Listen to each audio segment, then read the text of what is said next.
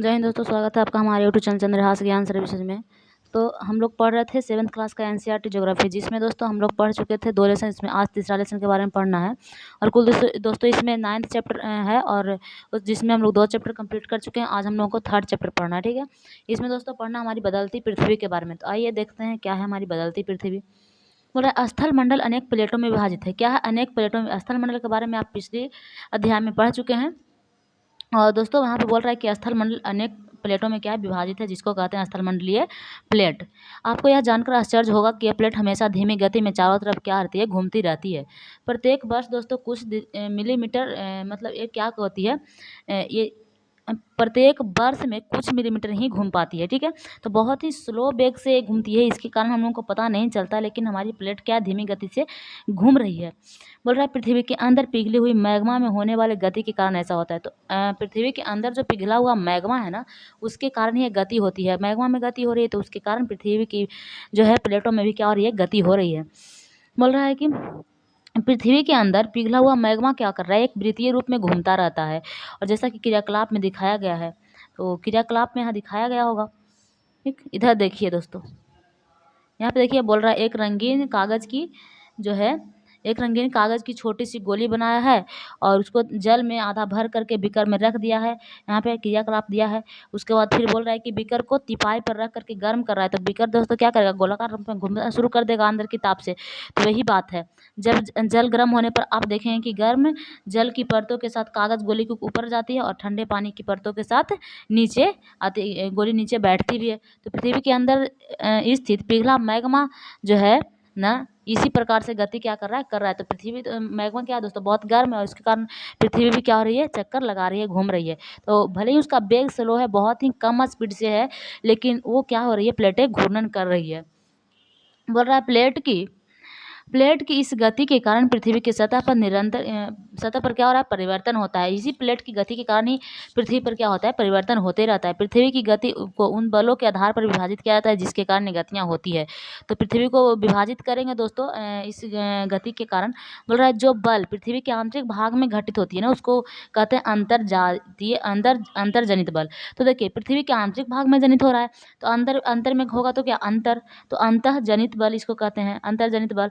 इसको दोस्तों इंग्लिश में कहते हैं एंडोजेनिक फोर्स। क्या कहते हैं, एंडोजेनिक। और बाहर हुआ तो क्या, 100। अंदर तो इंडो, बाहर तो 100, ठीक है। तो बाहर के 100जनिक फल जो मतलब पृथ्वी के बाहरी सतह पर उत्पन्न जो बल होता है ना, उसको कहते हैं बहिर्जनक बल या 100जनिक बल, ठीक है। तो अंदर में तो अंतर्जनक, बाहर में तो बहिर्जनक, इस दोनों याद रखिएगा, बहुत ही आसान याद हो जाएगा। बोल रहा अंतर्जनिक बल कभी आकस्मिक गति उत्पन्न होती है तो कभी धीमी गति। देखिए अंतर्जनिक जो बल है, अंदर की जो बल है, कभी कभी क्या होता है, आकस्मिक मतलब उत्पन्न होता है, मतलब अचानक से उत्पन्न हो जाता है। तो कभी कभी धीमी गति में भी उत्पन्न होता है। ऐसे अगर भूकंप एवं ज्वालामुखी की बात करें तो आकस्मिक गति है, इसको पता नहीं चलता, अचानक से गतियाँ ये हो जाती है। तो उसके पर क्या है, भूकंप और ज्वालामुखी आकस्मिक गति के कारण पृथ्वी के सतह पर अत्यधिक हानि पहुंचाते हैं। तो कोई पहले से पता है नहीं, डायरेक्टली वो गति हो गया, डायरेक्टली मतलब कुछ हो गया, तो उसमें क्या होगा, हानि ज़्यादा होगा। तो इसी कारण भूकंप और ज्वालामुखी से क्या होता है, हानि ज़्यादा होता है, क्योंकि आकस्मिक गति है, ठीक है। अब आइए दोस्तों देखते हैं, यहाँ पे देखिए पृथ्वी की गतियों को यहाँ पे देखिए विभाजित कर रहा है 2 बार में। एक है अंतर्जनित बल, एक और बहिर्जनित बल, ठीक है। अंतर्जनित बल में दोस्तों 2 प्रकार के, आकस्मिक और पटल विरूपण, ठीक है। जो मतलब धीरे धीरे घटित होगा ना, उसको पटल विरूपण बल कहेंगे। जैसे पर्वत निर्माणकारी बल, पर्वत का निर्माणकारी बल, जो पर्वत निर्माण होता है उसमें धीरे धीरे वृद्धि होता है, ठीक है। तो ये हो जाएगा पटल विरूपण बल। उसके बाद अगर आकस्मिक बल की बात करें दोस्तों, आकस्मिक में हो जाएगा भूकंप जैसे अचानक से आता है, ज्वालामुखी और भूस्खलन, सारी चीज़ अचानक से होती है, इसलिए इसको कहेंगे आकस्मिक बल। और ये सारा चीज़ जो है अंतर्जनित बल के भाग हैं। अगर हम बहिर्जनित के बल की बात करें तो बहिर्जनित में दोस्तों आप लोगों को पता होगा, बाहर की चीज़ें घटेगी। तो बाहर में क्या होगा, अपर्दन होगा या निक्षेपण होगा। मतलब अपर्दन निक्षेपण हम आप लोगों को पढ़ाए थे, पिछले अध्याय में था, ठीक है। जिसमें नदी के बहाव से जो जल आएगा या फिर वहाँ से मिट्टी दह करके आएगी, क्या होगा, एक जगह से अपर्दन होगा तो दूसरी जगह निक्षेपण हो जाएगा। मतलब जहाँ से कट करके आया वहाँ पे अपर्दन हो रहा है, जहाँ पे ला करके ढेर जमा हुआ वहाँ पे क्या हो रहा है, निक्षेपण हो रहा है। तो जैसे पवन के माध्यम से भी निक्षेपण या अपवर्तन होता है, समुद्री तरंग के माध्यम से, हिमनद के माध्यम से। तो ये सारे चीज़ क्या है, अंतर्जनित बल हैं। अब देखिए बोल रहा है स्थल मंडलीय प्लेट क्या है। स्थल मंडलीय भूपर्पट्टी की अनेक बड़ी एवं कुछ छोटी कठोर असमान आकार की प्लेटें होती हैं, जिस पर महाद्वीप एवं महासागर की सतहें टिकी होती है। इसी को कहते हैं भूमंडलीय प्लेट, ठीक है। अब देखिए ज्वालामुखी के बारे में कुछ यहाँ पे बता रहा है दोस्तों। ज्वालामुखी भूपरपट्टी पर खुला एक छिद्र होता है और जिससे पिघला हुआ पदार्थ अचानक से क्या होता है, निकलता है। तो फिर देखिए ज़्यादा आपको नहीं समझ में आया तो इस फिगर में देखिए ज्वालामुखी को किस तरह से है। बोल रहा है यहाँ पे देखिए ये क्या है, ये मेंटल वाला भाग है। पृथ्वी के आंतरिक भाग हम लोग सेकंड चैप्टर्स में पढ़े थे, आपको याद होगा। और ये वाला भाग जो है परपट्टी है, मतलब पृथ्वी की ऊपरी भाग परपट्टी और ये मध्य का भाग मेंटल है, ठीक है। और अंदर में तो क्रोड होता है। तो दोस्तों देखिए यहाँ पे क्या होता है, यहाँ पे कोस्ट है, यहाँ पे क्या होता है, मैग्मा है, ठीक है। ये मैग्मा यहाँ पे है। पृथ्वी के केंद्र में क्या है, ये सब होता है ना वहाँ पे। तो यहाँ से निकल रहा है पृथ्वी के केंद्र से, ठीक है, अंदर और निकल रहा है। तो यहाँ पे देखिए इसमें हो रहा है क्या, और ये लावा है, बाहर जब निकला नहीं बोला, ये क्या है, लावा है। और ये जिससे निकल रहा है ना, जिस नली से, उसको कहते हैं क्रेटर। क्या कहते हैं, क्रेटर। इस नली को कहते हैं निकास। यहाँ से निकल रहा है इसको निकास कहते हैं, इसको क्रेटर कहते हैं। फिर यहाँ पे तो देखिए गैस और राख जो निकलता है ना, उसको गैस और राख, नीचे इसका वर्णन किया है। तो ये सिर्फ ज्वालामुखी का जो है फिगर दे रहा है। इधर पहले देख लीजिए, उसके बाद हम नीचे पढ़ेंगे। बोल रहा है एंडो और एक्सो, एंडो और प्लस जेनिक, मतलब एंडोजेनिक कहेंगे तो अंतर, एंडो मतलब होता है अंत और एक्सो मतलब होता है बाह्य। यानी कि एंडोजेनिक कहेगा, एंडोजेनिक तो क्या होगा, जेनिक का मतलब होता है उत्पत्ति, यानी अंदर में उत्पत्ति होगा। एक्सोजेनिक कहेगा तो बाहर में उत्पत्ति होगा, ठीक है, तो बाह्य। इस तरह से चीज़ें हैं। और इस प्रकार भूमंडलीय प्लेटों की गति करने पर पृथ्वी की सतह में क्या होता है, कंपन होता है। दोस्तों पृथ्वी के क्या होगा, पृथ्वी की सतह पर क्या होगा, कंपन होगा अगर जब इस तरह की गति होगी तो। बोल रहा है यह कंपन पृथ्वी के चारों ओर गति करता है, एक तरफ नहीं, चारों ओर गोल गोल घूम रहा है ना, तो ये चारों ओर कंपन करेगा। और इसी कंपन को दोस्तों भूकंप कहा जाता है। क्या कहा जाता है, भूकंप कहा जाता है। भूपरपट्टी के नीचे वह स्थान जहाँ से जो है कंपन आरंभ होता है ना, उसको कहते हैं उद्गम केंद्र। क्या कहते हैं, उद्गम केंद्र कहते हैं। और उद्गम केंद्र के भू स्थल पर जिसके निकट स्थान को अधिक केंद्र कहते हैं। मतलब जहाँ पे सबसे पहले ये गति पहुंच जाएगा, ये कंपन सबसे पहले पहुंच जाएगा, सबसे नज़दीकी टॉप पर पहुंच जाएगा। जैसे मान लीजिए कि यहाँ से कंपन हो रहा है, ऐसे ऐसे चारों तरफ से कंपन हो रहा है, चारों तरफ से, तो भी पर पट्टी पे सबसे आगे पहुंच जाएगा, तो यहाँ पे हो जाएगा अधिक केंद्र। और यहाँ पे ऐसे उत्पत्ति हो रहा है तो उसको उद्गम केंद्र कहेंगे। तो इस तरह से जो है यहाँ पे गतियाँ होती है। बोल रहा है अधिकेंद्र के निकटतम में सर्वाधिक हानि होती है। तो अधिकेंद्र पे क्या होगा, जल्दी से पहुंच जाएगा, बहुत तेजी से वहाँ पे गति होगा, तो उसके आसपास की चीज़ों में हानि अधिक होगी। और अभिकेंद्र से दूर बढ़ने पर भूकंप की तीव्रता क्या होगी, धीमी गति से होती जाती है। तो धीरे धीरे उसकी गति क्या हो जाएगी, धीमी पड़ जाएगी। यहाँ पे देखिए भूकंप के 3 प्रकार हैं दोस्तों। भूकंपीय तरंग के 3 प्रकार होते हैं। पी तरंग जिसको अनुदैर्ध्य तरंग कहते हैं, एस तरंग जिसको अनुप्रस्थ तरंग कहते हैं, और एल तरंग जिसको पृष्ठीय तरंग कहते हैं। इस तरंगों के गुणधर्म विश्व कोश से ज्ञात करने का प्रयास कीजिए। तो ज्ञात कीजिए इसको, गुणधर्म ज्ञात करने का। देखिए यहाँ पे दिया है दोस्तों, इस तरह से यहाँ पे वह स्थान जहाँ से भूकंप उत्पन्न होते हैं उसको कहते हैं, वह भू ऊर्जा को कहते हैं उद्गम केंद्र। यहीं से निकल रहा था मतलब क्या है, उद्गम केंद्र। और यहाँ से दोस्तों देखिए, यहाँ से समान गति से क्या होता है, यहाँ से ऐसे ऐसे जो है समान गति से भूकंप पे जो है गति कर रही है। तो यहाँ पे देखिए प्लेट की सीमा है, यहाँ पे अधिक केंद्र है, अधिक केंद्र यहाँ पे सबसे पहले पहुँच रहा है ना, तो अधिक केंद्र है। भूकंपीय तरंगे सभी दिशाओं में बाहर की ओर गति करती है। तो धीरे धीरे जो है बाहर की ओर गति करती है। और यहाँ पे दोस्तों सबसे पहले पहुँच रहा है भूकंप, इसलिए उसको कहेंगे अधिक केंद्र, ठीक है। अब आगे चलिए। और यद्यपि भूकंप की भविष्यवाणी संभव नहीं है, भूकंप को हम लोग भविष्यवाणी नहीं कर सकते, लेकिन यदि हम पहले से तैयार हों तो इसके प्रभाव को निश्चित रूप से कम किया जा सकता है। मतलब इसको रोका नहीं जा सकता, इसको भविष्यवाणी भी नहीं किया जा सकता, लेकिन इसको मतलब प्रभाव को कम कर सकते हैं। कैसे कर सकते हैं, बोला स्थानीय लोग कुछ समान तरीकों से भूकंप की संभावना के अनुमान लगाते हैं। अनुमान कब लगाते हैं, जब जानवर के व्यवहार का अध्ययन करेंगे। तो जिसको तालाब में मछली की उत्तेजन मतलब ज़्यादा उत्तेजित हो रहा है मछली लोग, तो उसको उससे भी मतलब पता लगा सकते हैं कि लगता है शायद भूकंप आने वाला है। सांप को धरातल पर आना, मतलब सांप जो है पानी से धरातल पर आ गया है, तो उसको तब अनुमान लगा जा सकता है कि जो है भूकंप आने वाला है, ठीक है। इस तरह के जो है, फिर भी वहाँ पे अच्छी तरह से अनुमान नहीं लगा सकता है। जरूरी नहीं ना कि जानवर के व्यवहार में उसी तरह का अंतर हो सकता है, कभी उसके बगैर भी आ जाता हो। मछली के तालाब को उत्तेजन सकता है, उसके अलावा भी कभी बढ़ सकती है, ठीक है। किसी और कारणवश भी ये सब हो सकता है, तो इसलिए इसको मतलब खास तौर पर नहीं हो सकता, आवश्यक नहीं है, लेकिन फिर भी एक अनुमान लगा लेते हैं कि इस तरह का है, तो वो शायद लगता है भूकंप आने वाला है। अब देखिए दोस्तों, गुजरात में भूकंप आया है, जिसका जो है विनाश यहाँ पे दिखा रहा है, ठीक है। यहाँ पे देखिए विनाश के बारे में दिखा रहा है, गुजरात में भूकंप आया उसके बारे में। यहाँ पे देखिए एक आया था गुजरात के भुज में भूकंप, उसके बारे में यहाँ पे दे रहा है। भुज में भूकंप के झटके कब हुआ था, तो 26 जनवरी, जहाँ गणतंत्रता दिवस के दिन 26 जनवरी 2001 में क्या हुआ था, भुज शहर में एक तीव्र भीषण भूकंप आया। उसका पता है रिक्टर स्केल पर क्या था, उसका तीव्रता 6.9 था। और दोस्तों 6.9 नीचे दिया होगा, हम पढ़ेंगे तो आपको बताएंगे, आप लोग पढ़िएगा। अभी फिलहाल बता दें 6.9 तीव्रता वाली भूकंप बहुत ही विनाशकारी होती है। ठीक है, तो इसलिए दोस्तों ये बहुत ही विनाशकारी भूकंप वहाँ पे आया था भुज में 26 जनवरी 2021 को। ये चीज़ आप याद रखिएगा। यहाँ पे दोस्तों दूसरा में बोल रहा है स्कूल सर्वाधिक यहाँ पे प्रभावित हुआ था। तो कैसे, स्कूल की जो इमारतें थी वो गिरने से कम 971 छात्रों की और 31 शिक्षकों की क्या हो गई थी, मौत हो गई थी। ठीक है, बोल रहा है भुज में विनाशकारी राहत मतलब भूकंप के 3 दिन बाद तक भी हर व्यक्ति तक भोजन, कंबल, दवा आदि तक पहुंच नहीं पाया था और हालात जो है चिंताजनक बन गई थी। मतलब सोच लीजिए, भूकंप घटा तो उसमें स्कूल में 971 छात्र और 31 शिक्षक की जो मृत्यु हो गई इमारत गिरने के कारण। उसके बाद वहाँ पे भूकंप होने के 3 दिन बाद तक दोस्तों लोगों को भोजन तक नहीं पहुँच पाया था। तो सोचिए वहाँ पे कैसी स्थिति होगी। उसके बाद चौथा देखें तो यहाँ पे मतलब तबाही इतना मचा गया था कि फोन लाइन हो गया, पाइप लाइन, जल पाइप लाइन, उसके बाद विद्युत स्टेशन, संचार लाइन सभी अवरोध हुआ था। मतलब कुछ भी काम वहाँ पे नहीं कर रहा था। नहीं आप किसी को फ़ोन कर सकते हैं, नहीं आप पानी की पाइप लाइन को उपयोग सकते हैं, मतलब पानी की भी कमी थी, पानी भी नहीं मिल रहा था वहाँ पे। उसके बाद विद्युत स्टेशन तक संचार लाइनें जो भी सारी चीज़ अवरोध हो गई थी, कुछ भी वहाँ पे चल नहीं रहा था। अब दोस्तों यहाँ पे बोल रहा है कि शहर में आग लग गई थी। चारकोल और अंगूठियाँ के पलटने के कारण के अनेक स्थान पर क्या हो गया था, आग लग गया था। ठीक, अब बोल रहा है आपातकालीन मतलब राष्ट्रपति द्वारा यहाँ पे आपातकालीन घोषणा कर दी गई थी। तो सोचिए दोस्तों, आपातकालीन घोषणा 2001 में गुजरात में क्यों किया गया था, क्योंकि 2001 26 जनवरी 2021 को भुज में भूकंप आने के कारण किया गया था। अब मुख्यमंत्री जो गुजरात के मुख्यमंत्री थे ना, वो सरकार से केंद्र से वित्तीय सरकार सहायता की मांग कर रहे थे कि हमारी सहायता किया जाए, हम बहुत ही परेशानी हैं। ठीक है, तो इस तरह की भूकंप वहाँ पे आया था गुजरात में। अब देखिए यहाँ पे दिया है कुछ भूकंप के बारे में। बोल रहा है भूकंप का मापन एक यंत्र से किया जाता है। किससे? एक यंत्र से, उसको भूकंप रेखी यंत्र कहते हैं।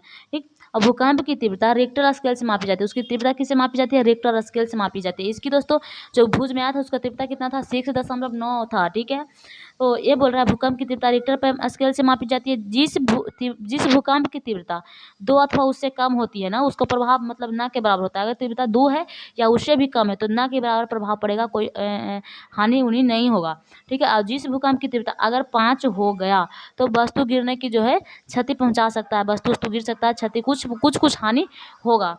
और तीव्रता अगर 6 है तो उससे अधिक हानि होगा, 5 वाला से अधिक हानि होगा। लेकिन दोस्तों अगर 6 से अधिक क्या हो ना, वह बहुत शक्तिशाली और जिसकी तीव्रता 7 अथवा अधिक होती है ना, वह सर्वाधिक शक्तिशाली होती है। तो दोस्तों 7 के लगभग इसकी तीव्रता थी, 6.9 तीव्रता थी। इसका मतलब आप समझ सकते हो बहुत ही शक्तिशाली जो है वहाँ पे वो भूकंप थी, बहुत ही शक्तिशाली समझा जाता है उसको, उस तीव्रता को, और वो बहुत ज़्यादा तबाही मचा देता है। तो तबाही मचाया ही। अब देखिए दोस्तों यहाँ पे बोल रहा है कि भूकंप के बचाव के लिए क्या क्या तैयार करना चाहिए। तो हमें सुरक्षित स्थान पर जाना चाहिए। सुरक्षित स्थान किसको कहेंगे? तो रसोई की काउंटर या मेज के नीचे छिप जाना चाहिए, दीवार के अंदरूनी मतलब कोने में जो है जाना चाहिए। और किस किस चीज़ों से दूर रहना चाहिए भूकंप के समय? तो हमें दोस्तों आग वाले स्थान से दूर रहना चाहिए, चिमने के आसपास, या फिर टूट सकने वाली खिड़कियों, दर्पण और तस्वीर से भी क्या होना चाहिए, तस्वीर फ्रेम जो है वो सारी चीज़ों से दूर रहना चाहिए। पहले से कैसे तैयार रहें? अपने दोस्तों और पारिवारिक सदस्यों के बीच जागरूकता फैलाएं। आपदा का सामना विश्वास से करें, सामना मतलब विश्वास से करें कि नहीं हम बच जाएंगे। अब देखिए मुख्य स्थलाकृति के बारे में कुछ यहाँ पे दे रहा है। बोल रहा है अपक्षय और अपर्दन नामक दो प्रक्रियाओं द्वारा दृश्य भूमि लगातार विघटित होती रहती है। तो देखिए अपर्दन होगा तभी भूमि विघटित होगा, अपक्षय होगा तो भी भूमि भी विघटित होगा, क्योंकि वहाँ पे कटाव भी होता है ना। अपर्दन और अपक्षय के कारण क्या होगा? कटाव होगा। तो बोल रहा है पृथ्वी की सतह पर शैलों का टूटने से अपक्षय की क्रिया होती है। भूदृश्य पर जल, पवन एवं हिम जैसे विभिन्न घटकों द्वारा होने वाले क्षय को अपरदन कहते हैं। तो शैल के टूटने से जो क्षय होगा ना उसको अपक्षय कहेंगे। और जो भूदृश्य जैसे जल के द्वारा बह करके मिट्टी गया, पवन के द्वारा गया या फिर हिम के द्वारा गया तो उसको कहते हैं अपरदन। वायु, जल आदि अपरदित पदार्थ को एक स्थान से दूसरे स्थान क्या करता है? ले जाता है, और फलस्वरूप एक स्थान पर क्या करता है? निक्षेपित कर देता है। तो यानी कि अपरदन एवं निक्षेपण का एक प्रक्रम पृथ्वी के धरातल पर विभिन्न स्थलाकृतियों का निर्माण करता है। जैसे एक जगह पे देखिए अपरदन और निक्षेपण से भी हो सकता है कि एक जगह पे भूमि गड्ढा कर देगा, मतलब अपरदन वहाँ से कट करके जा रहा है तो वहाँ पे गड्ढा हो सकता है, और एक जगह ला जा करके मतलब ढेर बैठा देगा, मतलब वहाँ पे ऊंचा कर सकता है। तो स्थलाकृति का निर्माण एक करता है अपरदन और निक्षेपण। ठीक है, देखिए नदियों के कार्य, नदी का क्या कार्य है? पहले दोस्तों देखिए, पहले ये चीज़ पढ़ लीजिए, उसके बाद आगे हम बढ़ेंगे, क्योंकि नीचे से भी चलना होगा ना। बोल रहा है 20 में हज़ारों छोटे-छोटे क्या है, जलप्रपात है। सबसे ऊँचा जलप्रपात की अगर बात करें तो दक्षिण अफ्रीका में है वेनेजुएला। वेनेजुएला का क्या है, एंजल जलप्रपात है। दक्षिण अमेरिका क्या है दोस्तों, एक महाद्वीप है, उसमें वेनेजुएला एक देश है, वहीं पे है एंजल प्रपात, जो विश्व का सबसे ऊँचा जलप्रपात है। अन्य जलप्रपात की अगर बात करें तो उत्तरी अमेरिका एवं कनाडा तथा संयुक्त राज्य अमेरिका की सीमा पर भी स्थित है एक नियाग्रा जलप्रपात। ये किस किस देश के, तो उत्तरी अमेरिका हो गया, कनाडा हो गया और संयुक्त राज्य अमेरिका, ठीक है। उत्तरी अमेरिका में कनाडा और संयुक्त राज्य अमेरिका दोनों है ना, तो उसके सीमा पर ही स्थित है नियाग्रा जलप्रपात। और अगर अफ्रीका में बात करें तो अफ्रीका में जाम्बिया और जिम्बाब्वे सीमा पर जो है बैक्टीरिया जलप्रपात स्थित है, ठीक। तो इतने सारे आप याद रखिएगा। आगे पढ़ते हैं, ये देखिए नियाग्रा जलप्रपात का यहाँ पे फिगर दिया है। नियाग्रा जलप्रपात कहाँ है पता है आपको, अभी बताया ना। नियाग्रा जलप्रपात कनाडा और संयुक्त राज्य अमेरिका की सीमा पर स्थित है। यहाँ पे दोस्तों देखिए, आप नदी के बारे में आ रहा है, नदी का क्या काम है। बोल रहा है नदी के जल से दृश्य भूमि का अपर्दन होता है। क्या होता है, दृश्य भूमि का, तो भूमि देखते हैं उसको अपर्दन। यहाँ पे देखिए आ रहा है, तो यहाँ से पानी जब आ रहा है तो ये यहाँ पे जो आ रहा है ना, उस भूमि को क्या करेगा, काटेगा ना, यहाँ पे सीधा बहते हुए, ठीक। तो यहाँ पे जो भूमि होगा, यहाँ पे जो भूमि होगा ना, वो कट रहा होगा पानी के कारण, तो उसको कहेंगे अपर्दन। जब नदी किसी खड़े ढाल वाले स्थान से अत्यधिक कठोर शैल या खड़े ढाल वाली घाटी में गिरती है तो यह जलप्रपात कहलाती है। दोस्तों यही इसी को जलप्रपात कहते हैं। और यहाँ की मिट्टी क्या हो जाती है, कटती जाती है, जिसको अपर्दन कहेंगे। और ये जो ऊपर से गिरती है ना, उसी को कहते हैं जलप्रपात। पानी अगर अधिक ऊंचा से गिर रहा है ना, तो उसको कहेंगे क्या, जलप्रपात कह देंगे। वही जलप्रपात, यहाँ पे देखिए नियाग्रा जलप्रपात दिया है ना, तो यहीं पे पानी कितना ऊपर से गिर रहा है, तो इसको कहते हैं जलप्रपात। यहाँ पे देखिए ये क्या है, कठोर सतह है, ये जल द्वारा शक्ति द्वारा काटे गए मृदु जल है, तो ये काटा जा रहा है। और यहाँ पे जलप्रपात का एक फिगर दिया है। अब दोस्तों आइए, जब नदी मैदानी क्षेत्र में प्रवेश करती है तो वो मर्दार मार्ग पर बहने लगती है। क्या करती है नदी में, क्या करते हैं, जल सीधा तो नदी बहेगी नहीं, नदी इस तरह से कुछ बहती है, ठीक है, ऐसे ऐसे करते करते बहती है, ठीक। तो इसको क्या कहते हैं, मुर्दार बहा पर बहने लगती है, इसको कहते हैं विसर्प। ये मोड़ को क्या कहते हैं दोस्तों, विसर्प। यहाँ पे देखिए इसका फिगर दिया है, हम अभी बताएंगे, पहले पूरा पढ़ लीजिए तब। इसी मोड़ को कहते हैं विसर्प। इसके बाद विसर्पों के किनारे पर अपर्दन और निक्षेपण होता रहता है। विसर्प लूप के सिरे के निकट आते हैं, समय के साथ विसर्प लूप नदी कट जाते हैं, यह अलग झील बनाते हैं जिसको चाप झील कहते हैं। तो ये देखिए एक प्रकार का चाप झील बना है। और कभी कभी नदी अपने तटों से बाहर बहने लगती है, फलस्वरूप निकटवर्ती क्षेत्रों में क्या होती है, बाढ़ आ जाती है। बाढ़ के कारण नदी के तटों के निकटवर्ती क्षेत्रों में महीन मिट्टी एवं अन्य पदार्थों का निक्षेपण करता है। ऐसे मिट्टी एवं पदार्थ का अवसाद कहते हैं। क्या कहते हैं, अवसाद कहते हैं। इससे उपजाऊ समतल उपजाऊ बाढ़कृत मैदान का निर्माण होता है। नदी के उत्थित तटों पर तटबंध कहते हैं। और समुद्र तक पहुँचते पहुँचते नदी का प्रवाह धीमा हो जाता है तथा नदी अनेक धाराओं में क्या हो जाती है, विभाजित हो जाती है, जिसको वितारिका कहते हैं। यहाँ नदी इतनी धीमी हो जाती है कि वह अपने साथ लाए मलबे को निक्षेप करने लगती है तथा प्रत्येक वितारिका अपने मुहाने का निर्माण करती है। सभी मुहानों के अवसादों के संग्रह से क्या होता है, डेल्टा बनता है, ठीक है। तो यहाँ पे देखिए आप समझ लीजिए पहले।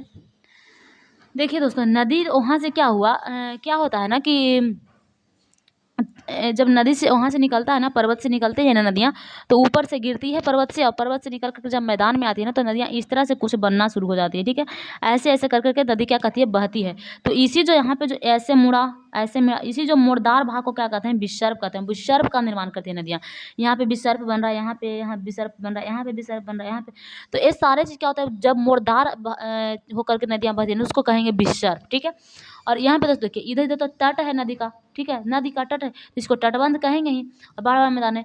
और यहाँ पे दोस्तों देखिए क्या होता है ना कि वहाँ से जब आता है पर्वत की ओर से गिर करके नदियाँ, तो वहाँ से कुछ कुछ जो है मिट्टी अपने साथ निक्षेपित करती हुई लाती है। तो जब मिट्टी दोस्तों निक्षेपित करती हुई लाती है, तो उसमें मिट्टी क्या होगा, निक्षेपित होता रह जाएगा ज़्यादा। और दोस्तों ऐसे ऐसे चलते चलते ना क्या होता है, कभी कभी मतलब क्या होता है, उसका नदी का जल जो है कट जाता है, ठीक है, जल क्या होता है, कट जाता है। इसी को दोस्तों चाप झील कहते हैं। दोस्तों देखिए, अगर अलग झील बनाता है ना विसर्प लूप का, विसर्प जो है लूप सिरे में क्या कर रहा है, वहाँ विसर्प क्या करता है, अपर्दन भी करता है, निक्षेपण भी करता है। जैसे यहाँ पे से आया, यहाँ पे से मान लिया मिट्टी काट दिया, यहाँ पे निक्षेपण भी कर सकता है। क्यों, क्योंकि तटबंध है, तो तट पर कुछ कुछ मिट्टी निक्षेपित भी कर देता है, और कुछ अपने साथ और भी वहाँ से और लेकर के भी बढ़ता है।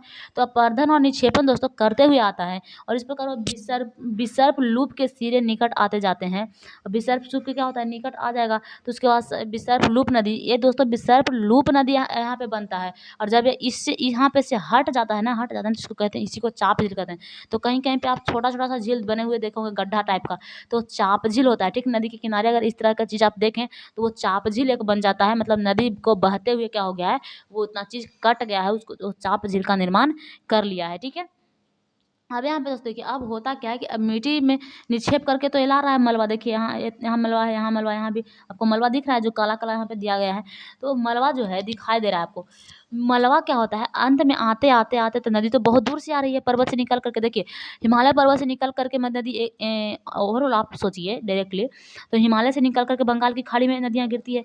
तो हिमालय से निकल कर के बंगाल की खाड़ी के के आने में नदी को कितना टाइम लगता होगा। तो उतनी टाइम में जितनी भी मिट्टी अपने साथ वो अपरदित करती है ना, तो अपने जल के साथ मिट्टी उतना अपरदित जो मिट्टी होता है वो बहाने में सक्षम नहीं होती है, बहा नहीं पाती है। तो वहाँ पे क्या होती है, नदियाँ कई भागों में विभक्त हो जाती है। जैसे यहाँ पे देखिए लाने में सक्षम नहीं, तो नदियाँ कई भागों में, जैसे यहाँ पे से आ रही थी, इधर टूट गई, एक इधर टूट गई, एक इधर, फिर इधर से भी इधर, इधर से भी इधर, इधर से, मतलब बहुत सारे भागों में क्या हो रही है, नदियाँ टूट जा रही है। तो नदियाँ दोस्तों बहुत सारे नदियों में टूटेगी तो इसको कहते हैं वितारिका। क्या कहेंगे, वितारिका कहते हैं इसको। और ये टूटने के बाद ना वहाँ पे निक्षेपित करेगी मलबा, तो ये इसका गति जो है बहुत धीमी अब हो जाती है। जब पहाड़ से निकलती है वहाँ पे पर्वत से या फिर हिमालय से निकलती है नदियाँ, तब तो वहाँ पे बहुत तेज़ी गति से बहती है। लेकिन यहाँ पे इसका निक्षेपण ज़्यादा होने के कारण, इसके साथ मलबा ज़्यादा होने के कारण इस गतियाँ बहुत धीमी पड़ जाती है। और ये क्या करती है, अपने तट पर आते-आते क्या होती है, अपने समुद्री तट पर आते-आते निक्षेपित करने लगती है अपने मलबा को। और इसी से दोस्तों डेल्टा का निर्माण होता है। तो इसके मुहाने पर क्या होता है, समुद्री मुहाने पर डेल्टा का निर्माण होता है। जैसे देखिए यहाँ पे डेल्टा का निर्माण कर रहा है, ठीक है। तो ये जो है मुख्य नदी यहाँ पे है, इधर से आ रही है, और यहाँ पे ये सारी वितरिका हैं, वितरिका में बट गई है, और यहाँ पे डेल्टा का निर्माण हो गया है। तो इसी तरह से डेल्टा का इधर देखिए खाड़ी है तो इधर गिर जाएगा, ठीक। तो मुहाने पर क्या हो जाएगा, अब मुहाने पर जा करके अब साथ संग्रह कर लेता है और डेल्टा का निर्माण हो जाता है। तो आपको समझ में आ गया होगा इतनी चीज़ें। अब दोस्तों देखिए यहाँ पे समुद्र तरंग की कार्य के बारे में बता रहा है, समुद्र तरंग का क्या कार्य है, ठीक। आप लोग दोस्तों पढ़े होंगे, जब सेकंड चैप्टर्स पढ़ रहे थे ना, तो आप लोग पढ़े होंगे महासागर में 3 प्रकार की गतियाँ होती है, ठीक है। तरंग होता है, ज्वार होता है, और ज्वार भाटा, और एक और पढ़े होंगे, एक और क्या था उसका गति, जल का ध्यान नहीं आ रहा। तो 3 तरह के होते हैं, ठीक। यहाँ पे देखिए समुद्री तरंग क्या होता है, समुद्र में तरंगें आती है तो उसका क्या कार्य होता है समुद्र के तरंग का, ठीक है। तो ये इस चीज़ के बारे में जानना, आइए देखते हैं। बोल रहा समुद्री तरंग के अपरदन एवं निक्षेपण तटीय स्थलाकृति बनाते हैं। क्या करते हैं, तटीय स्थलाकृति बनाते हैं। समुद्री तरंग लगातार सैलों से टकराती रहती है। समुद्री तरंग क्या होती है, लगातार सैलों से टकराती रहती है, जिससे दरार विकसित होती है। समय के साथ ये बड़ी और चौड़ी होती जाती है, इसको समुद्री गुफा कहते हैं। यहाँ पे देखिए समुद्री गुफा का निर्माण हुआ है, ठीक है। इसको आप लोग समझ रहे होंगे। ये क्या होता है, समुद्री तरंग जब होता है ना, तो अपरदन और निक्षेपण तटीय स्थलाकृति बनाते हैं। क्या करते हैं, तटीय स्थलाकृति बनाते हैं इसको। अब देखिए यहाँ पे समुद्री गुफा का निर्माण होगा, उसके बाद गुफा बड़े होते जाते हैं, केवल छत ही बच जाती है, तो इसको कहते हैं तटीय मेहराब। यहाँ पे देखिए तटीय मेहराब का निर्माण हो रहा है, ठीक है। तो समुद्री यहाँ पे गति जो हो रहा है, ये गति जब यहाँ पे सेल टकराता है ना, तो देखिए यहाँ पे सेल टकराता है तो एक दरार का निर्माण होता है। जब दरार सिर्फ दरार बनेगा तो उसको समुद्री गुफा कहेंगे, ठीक। और वही समुद्री गुफा जब और भी टकराते टकराते जब बड़ा हो जाएगा ना, तो वह सिर्फ छत बच जाता है, इस तरह का निर्माण हो जाता है। तो इसको कहते हैं तटीय मेहराब। लगातार अपरदन छत को भी तोड़ देता है। क्या करता है, छत को भी तोड़ देता है, और उसको कहते हैं अस्टैक। जो छत को तोड़ करके जो दीवार वाली आकृतियाँ जब बन जाती है ना, तो उसको कहते हैं अस्टैक। देखिए यहाँ पे अस्टैक का निर्माण हो रहा है, तोड़ दिया है, ठीक है। तो इसको अस्टैक यहाँ पे बन जाती है। बोल रहा समुद्री जल के ऊपर लगभग ऊर्ध्वाधर खड़े हुए ऊंची शैलीय तटों को समुद्री भृंग कहते हैं, और समुद्री तरंग के किनारों पर अवसाद जमा कर समुद्री पुलिन का भी निर्माण करती है, ठीक है। तो समुद्री पुलिन का भी ये सब निर्माण होता है। अब देखिए अब हिमनद का कार्य देखते हैं। हिमनद का कार्य क्या है, हिमनद अथवा हिमानी बर्फ की नदियाँ होती है। हिमनद अपने नीचे से कठोर पदार्थों से गोलाश्मी मिट्टी और पत्थरों को अपरदित कर देती है, और गोलाश्मी मिट्टी एवं पत्थरों से भूदृश्य का अपरदन करती है। हिमनद गहरे गर्तों का निर्माण करते हैं। पर्वतीय क्षेत्र में बर्फ पिघलने से उन गर्तों में जल भर जाता है और वह सुंदर झील बन जाता है। तो जो जल भरता है ना, उसमें गड्ढा में पिघल कर वहाँ से हिमनद से, तो उसी को कहते हैं सुंदर झील। जब बनता है उसको सुंदर झील कहेंगे। हिमनद के द्वारा लाए गए पदार्थ जैसे छोटे बड़े सेल होते हैं, रेत एवं तलछट। तो देखिए हिमालय से आ रही है मिट्टी, वहाँ पे से हिमनद पिघल करके, तो उसमें बड़े छोटे सेल तो होंगे ही, उसके बाद रेत होंगे ही, तलहट मिट्टी निक्षेपित होगा। यह निक्षेपण क्या होता है, इसी को हिमनद हिमोड़ कहते हैं। क्या कहते हैं, हिमनद हिमोड़। अब इतनी बातें हो गई। अब आते हैं पवन के कार्य। पवन का क्या कार्य है? क्या आपने कभी रेगिस्तान देखा है? तो देखिए यहाँ पे बालू टिब्बा का दे रहा है फोटो, इस तरह का रेगिस्तान है। बोल रहा है बालू टिब्बे कुछ चित्र एकत्र करने को प्रयास कीजिए। रेगिस्तान में पवन अपर्दन एवं निक्षेपण का मुख्य कारण है। अब देखिए नदी के पानी के कारण, जल के कारण, तो यहाँ पे अपर्दन और निक्षेपण आप लोग देख लिए। नदी होता है तो अपर्दन और निक्षेपण ही तो होता है ना, नदी बहता है तो जल के कारण अपर्दन निक्षेपण देख लिए, हिमनद के कारण भी देख लिए, मतलब हिम के कारण भी। अब पानी के कारण, जल के, वायु के कारण कैसे होता है, ठीक है। तो रेगिस्तान में मुख्य तौर पर क्या होता है, पवन के कारण ही अपर्दन और निक्षेपण होता है, क्योंकि वहाँ पे पानी की तो ऐसे ही कमी है, ठीक है। तो रेगिस्तान में आप छत्रक के आकार के सेल जो देखते हैं ना, उसी को छत्रक सेल क्या कहते हैं, क्या कहते हैं, छत्रक सेल।